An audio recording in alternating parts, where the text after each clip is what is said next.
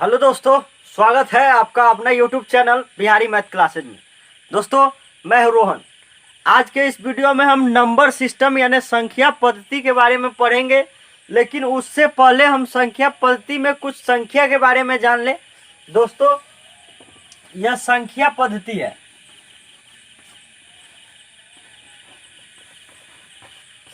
दोस्तों, संख्या पद्धति को हम जानने से पहले हम कुछ संख्या जान लेते हैं। संख्या क्या है, संख्या किसे कहते हैं? दोस्तों, सीधा संख्या कहने का मतलब है वास्तविक संख्या।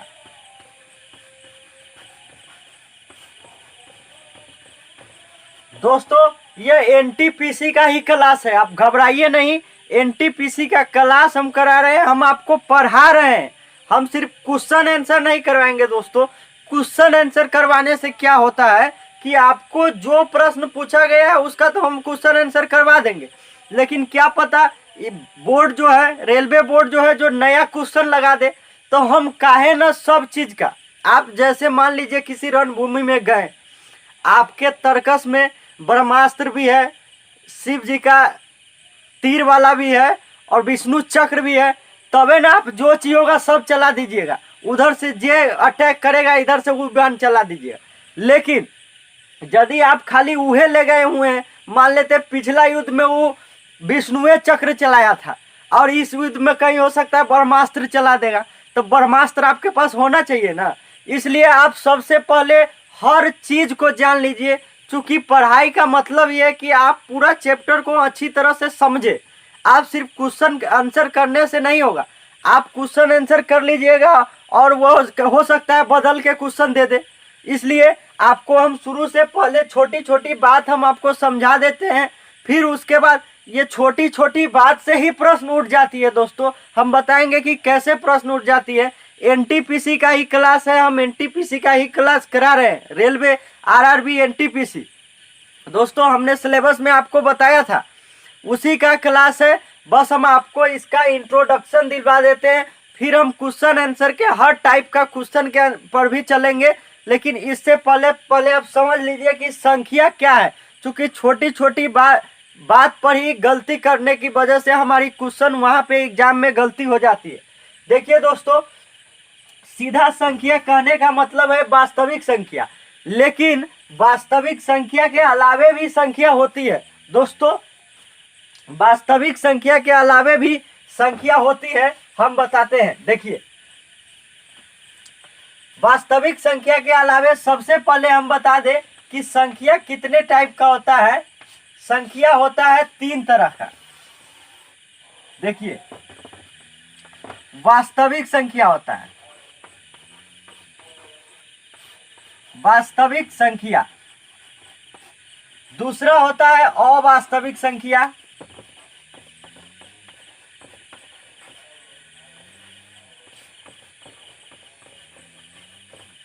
दूसरा होता है अवास्तविक संख्या। और तीसरा क्या होता है दोस्तों? तीसरा होता है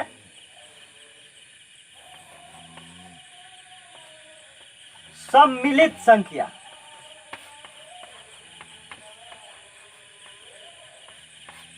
दोस्तों, हम घेर देते हैं ताकि आपको देखने में आसानी हो, आपको नजर आएगा। दोस्तों, देखिए दोस्तों, वास्तविक संख्या कितने टाइप का हुआ? 3 तरह का, वास्तविक संख्या, अवास्तविक संख्या और सम्मिलित संख्या। दोस्तों, वास्तविक संख्या और अवास्तविक संख्या के मेल से बनी हुई संख्या को सम्मिलित संख्या कहते हैं। पहले आप वास्तविक संख्या समझिए।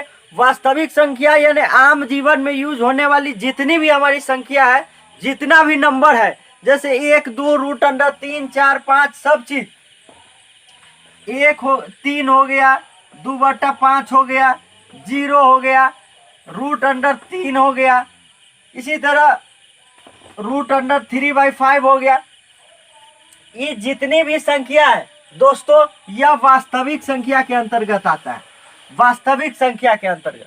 तो अवास्तविक संख्या क्या होता है दोस्तों? अवास्तविक संख्या कहने का मतलब है कि जिसका रूट के अंदर में माइनस लगा हुआ हो, मतलब रूट से वो निकल ही नहीं सकता। आप इसको देखिए थोड़ा सा, जिसका वर्ग माइनस में हो उसको अवास्तविक संख्या कहते हैं। आप देखिए इसका वर्ग निकालिएगा तो क्या होगा, अगर रूट अंदर में 4 है तो इसका मतलब क्या है, या तो ये एगो माइनस में 2 होगा आ गुना आ एगो सीधे 2 होगा। आप देखिए यदि आप सीधा ई माइनस को अलग कर देते हैं, ई माइनस को अलग कर देते हैं तो आप 2 को तो निकाल दीजिएगा, 2 को तो बाहर निकाल दीजिएगा, लेकिन रूट के अंदर माइनस रह जाएगा, तो इसको आप ऐसे बाहर नहीं निकाल सकते। तो रूट के अंदर यदि रूट के अंदर में आपको माइनस का चिन्ह दिया हुआ है दोस्तों, रूट के अंदर में यदि आपको माइनस का चिन्ह दिया हुआ है तो वो अवास्तविक संख्या का प्रतीक है दोस्तों। ये आपको कुछ हो सकता है, ये रूट के अंदर में 8 लिखल रहे, वर्गो निकलने वाला भी यदि माइनस में रहे, रूट के अंदर में माइनस में रहेगा तो वो अवास्तविक संख्या होगा। आप ध्यान दीजिए दोस्तों, ये अवास्तविक संख्या हुआ। तो सम्मिलित संख्या हम क्या बतलाए थे, सम्मिलित संख्या क्या बतलाए थे कि इस संख्या के और इस संख्या के मेल से बनी हुई संख्या को सम्मिलित संख्या कहते। तो मेल से क्या बनेगा, मान लेते कि ये वो 4 है, एकरा जोड़ दे देते हैं और रूट के अंदर में -4 है। ध्यान दीजिए दोस्तों, ये 4 है और जोड़ दे के रूट के अंदर में -4 है, तो ये सम्मिलित संख्या है। आप आपसे प्रश्न कैसे पूछ सकता है, थोड़ा सा ध्यान दीजिए, थोड़ा ये लो लेवल का सवाल है लेकिन हो सकता है पूछ दे। आप देखिए कि ऐसा आपको दे दिया रहेगा और कहेगा कि ये कौन संख्या है, बताइए बताइए कि वास्तविक संख्या है कि अवास्तविक संख्या है कि सम्मिलित संख्या है, तो आप क्या बतलाइएगा, सम्मिलित संख्या है। इसी में लोग कंफ्यूज कर जाता है, ओकरा पते नहीं चलता है कि कौन संख्या है। दोस्तों ये रूट के अंदर में 6 दे देगा, माइनस में 6 दे देगा, तो आपको पूछ देगा कि ये कौन सी संख्या है, ऑप्शन में 4 गो दे ले रहा है, तो आप कंफ्यूज हो जाइएगा कि ये कौन सी है बतला। इसी के लिए आपको संख्या का नॉलेज होना सबसे पहली बात कि संख्या का नॉलेज होना बहुत जरूरी है। आप देखिए दोस्तों, वास्तविक संख्या आपको दिख रहा होगा, तो ये अवास्तविक संख्या है, ये वास्तव में है ये नहीं, तो इसको पढ़ना ही नहीं है। और ये सम्मिलित संख्या है, तो ये तो दोनों के मिला के है, तो इसको क्या पढ़िएगा, इसको भी नहीं पढ़िए। तो सीधा संख्या शब्द का यूज यदि आपको सीधे संख्या शब्द कहा गया है तो ये डायरेक्ट इसका मतलब होता है कि यह वास्तविक संख्या के तरफ इशारा कर रहा है। सीधा संख्या का मतलब है कि वास्तविक संख्या कह रहा है, लेकिन यदि आपको डीप में जान रहे हैं, थोड़ा डीपली नॉलेज लेना चाहते हैं, तो सीधे संख्या का मतलब वास्तविक संख्या नहीं होता है। सीधे संख्या का मतलब ये तीनों संख्या हो जाएगा, तीनों संख्या हो जाएगा दोस्तों। अब आप ध्यान दीजिए दोस्तों, ये दोनों को तो पढ़ना ही नहीं है, चलिए ये दोनों को नहीं पढ़ना है, क्रॉस कर दिए, लेकिन इसको पढ़ना है। और इहे पर संख्या पद्धति है पूरा, इहे पर संख्या पद्धति है। देखिए दोस्तों, वास्तविक संख्या अब 2 टाइप का होगा, वास्तविक संख्या 2 तरह का होगा। देखिए पहला होगा परिमेय संख्या,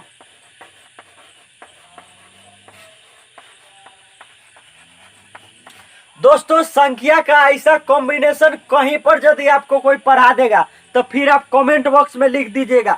ऐसे अगर कोई पढ़ा दे ले रहेगा संख्या का, चाहे आज तक पढ़ाया हुआ है, तो आप बताइए, हमरा बताइए कि वो पढ़ाया हुआ है। आप एक बार समझ लीजिएगा, आपके दिमाग में पूरा बैठ जाएगा कि कैसे संख्या आया हुआ है। आप देखिए, एक वो है परिमेय संख्या, तो दूसरा होगा क्या, अपरिमेय संख्या।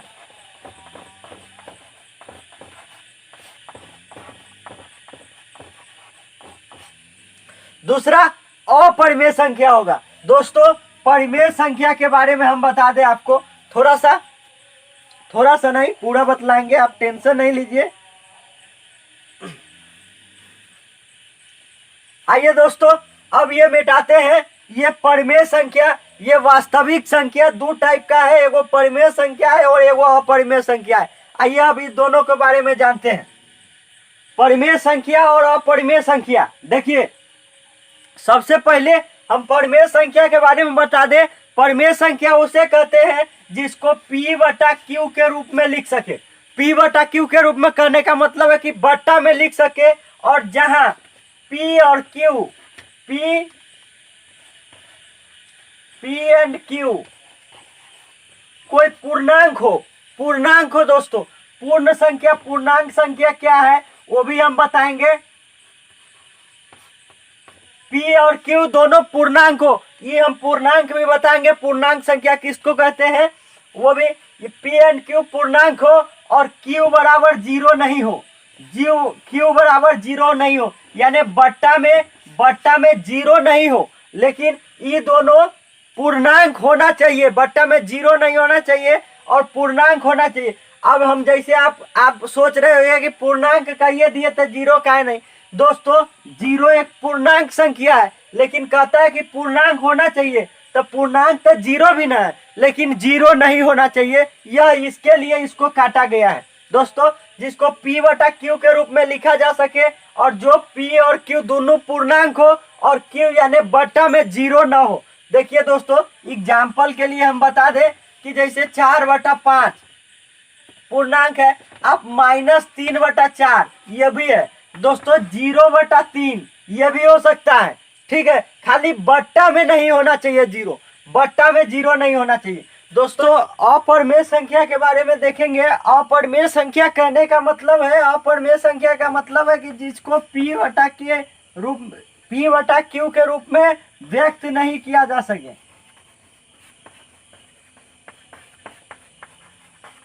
क्या जा सके और P एंड Q पूर्णांक होना चाहिए। यदि व्यक्त भी किया जाए तो पूर्णांक होना चाहिए और Q बराबर 0 नहीं होना चाहिए। यदि व्यक्त नहीं किया जा सकते, मतलब कि ऐसा नहीं हो, तो एग्जाम्पल के लिए समझिए दोस्तों, जैसे √3 आप कहिएगा कि √3 के बट्टा में नहीं कुछ हो तो एक तो है, तो P बटा Q के रूप में तो है। तो दोस्तों P बटा Q के रूप में तो है, लेकिन यह कह रहा है P एंड Q पूर्णांक होना चाहिए। तो क्या √3 पूर्णांक है? दोस्तों हम आपको पूर्णांक बताएंगे। पूर्णांक का मतलब होता है कि ऋणात्मक और धनात्मक, मतलब माइनस और 0 और प्लस वाला चीज, लेकिन रूट में है ये नहीं है, रूट में वाला पूर्णांक नहीं होता है दोस्तों। तो ये हो गया अपरिमेय संख्या। उसी के तरह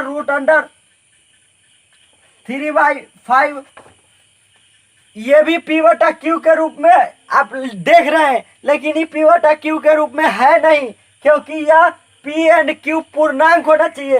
तो नीचे तो पूर्णांक है लेकिन ऊपर पूर्णांक है, ये नहीं है, तो दोस्तों ये भी नहीं होगा। दोस्तों ये दोनों अपरिमेय संख्या है, और भी अपरिमेय संख्या होगा क्या। अब हम इसके आगे जितनी भी संख्या हम आपको बताएंगे वो सभी परिमेय संख्या होगा।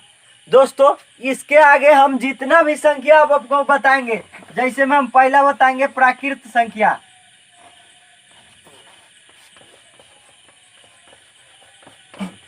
प्राकृत संख्या दूसरा में हो जाएगा पूर्ण संख्या। ये सभी ऐसा ही करके और भी हम बताएंगे दोस्तों, ये मिटा के, लेकिन इसके बाद जितना भी संख्या हम बताएंगे वो सभी परिमेय संख्या ही होगा। तो आपको प्रश्न में यदि पूछ देगा कि क्या प्राकृत संख्या परिमेय संख्या है, तो आप क्या कहिएगा? जरूर है तो है। आपसे ये भी पूछ सकता है कि क्या सभी प्राकृत संख्या परिमेय संख्या है, तो यस है। क्या सभी परिमेय संख्या प्राकृत संख्या भी है? तो दोस्तों नहीं, सभी परिमेय संख्या प्राकृत संख्या नहीं हो सकता। क्योंकि अब हम कैसे बताएंगे, देखिए क्या कहा, ये सभी परिमेय संख्या है। आइए देखते हैं, समझते हैं एक एक करके। प्राकृत संख्या किसको कहते हैं दोस्तों? गिनती की संख्या को प्राकृत संख्या कहते हैं। 1 2 3 4 5 ऐसे करके अनगिनत जहां तक जाएगा, जहां तक, वो सभी प्राकृत संख्या है दोस्तों, वो सभी प्राकृत संख्या है। तो प्राकृत संख्या आप समझ गए। दूसरी है पूर्ण संख्या। दोस्तों दूसरा है पूर्ण संख्या। पूर्ण संख्या कहने का मतलब है कि वो 0 से स्टार्ट होगा। 1 2 3 4 5 6 ऐसे करके जाएगा, मतलब प्राकृत संख्या के आगे 0 लगा दे तो वह पूरा संख्या जो होगा, बाकी पूरा संख्या पूर्ण संख्या होगा। तो दोस्तों इसमें थोड़ा सा बात समझ लीजिए कि क्या सभी प्राकृत संख्या पूर्ण संख्या है? तो हाँ है, लेकिन सभी पूर्ण संख्या प्राकृत संख्या नहीं है। आप देखिए जीरो, जीरो प्राकृत संख्या है नहीं ना? तो ऐसा ये सवाल पूछ देता है दोस्तों, ऐसा सवाल आ सकता है आपको एग्जाम में। देखिए दोस्तों, एनटीपीसी लेवल तक भी जाएंगे, लेकिन छोटी मोटी सवाल को हम कहते जा रहे हैं। देखिए उसके बाद है पूर्णांक संख्या। दोस्तों पूर्णांक संख्या कहने का मतलब है कि ऋणात्मक और धनात्मक, मतलब घटाव और जोड़ दोनों वाला। अब जैसे जीरो है तो जीरो के आई तरफ जे जाएगा 1 2 3 4 ऐसे चला जाता जाएगा अनगिनत जहां तक जाएगा वो सभी। और इधरों -1 -2 -3 इधरों जहां तक जाएगा, इधर भी जहां तक जाएगा दोस्तों, ये सभी पूर्ण संख्या है। सॉरी दोस्तों, सॉरी पूर्ण नहीं, पूर्णांक संख्या है। दोस्तों पूर्णांक कहने का मतलब है पूरा अंक है, माइनस भी, जीरो भी और प्लस वाला भी, ये सभी पूर्णांक संख्या है। दोस्तों यहां तक आप समझ गए। तीसरा है सम संख्या। सम संख्या का मतलब होता है दोस्तों 2 4 6 8 10, ये जितना है। सम संख्या कहने का मतलब है जिसमें 2 से भाग लग जाए, जिसमें 2 से भाग लग जाए वो सभी सम संख्या है दोस्तों। तो सम संख्या जितना होगा, मतलब ऐसे ही 2 से स्टार्ट होगा और पूरा। अगर यदि आपको कोई कहे कि क्या 10 सम संख्या है तो है, और 13 नहीं है, और वही कह दे कि 200 तो 200 है, कहला कि इसमें 2 से भाग लग जाएगा। आइए दोस्तों आगे समझते हैं। दोस्तों सम संख्या आपने समझ लिया, तो अगला है विषम संख्या। तो जिसमें 2 से भाग न लगे वो सभी विषम संख्या है। जैसे 1 3 5 7 9 11 13 15 इत्यादि दोस्तों अनगिनत तक, जिसमें 2 से भाग न लगे, मतलब 2 से पूर्णतः विभाजित न हो, वैसी सभी संख्या विषम संख्या कहलाती है दोस्तों। उसके बाद है अभाज्य एवं रूढ़ संख्या, मतलब अभाज्य संख्या का ही दूसरा नाम है रूढ़ संख्या। दोस्तों अभाज्य संख्या का कहता है, अभाज्य संख्या किसे कहते हैं? तो दोस्तों जो जिसमें स्वयं से, समझिए दोस्तों, स्वयं से और एक को, यानी खुद से और एक को छोड़ के अन्य किसी से भाग न लगे, तो वो सभी विषम संख्या, सॉरी दोस्तों विषम नहीं, अभाज्य रूढ़ संख्या है। वो सभी अभाज्य या रूढ़ संख्या है। जैसे में 2 3 5 7 11 ऐसा ही करते जहां तक होगा वो पूरा। एक और बात आप समझ लीजिए कि ये जो 2 है, ये दो है सम अभाज्य संख्या दोस्तों। अब अभाज्य संख्या में भी ये सम अभाज्य संख्या है, आप ये समझ लीजिए दोस्तों। एक के वो सम अभाज्य संख्या है। आपसे ये कभी कभी पूछ देता है सम अभाज्य संख्या क्या है, तो ये सम अभाज्य संख्या है दोस्तों। अब सभाज्य संख्या समझिए, सभाज्य संख्या किसको कहते हैं?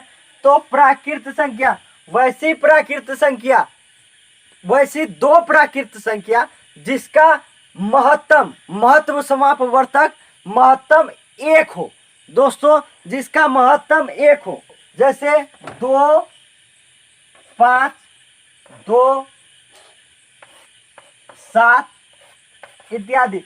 यानी इसका कहने का सहभाज्य संख्या कहने का मतलब है कि 2 प्राकृत संख्या जिसका महत्तम समापवर्तक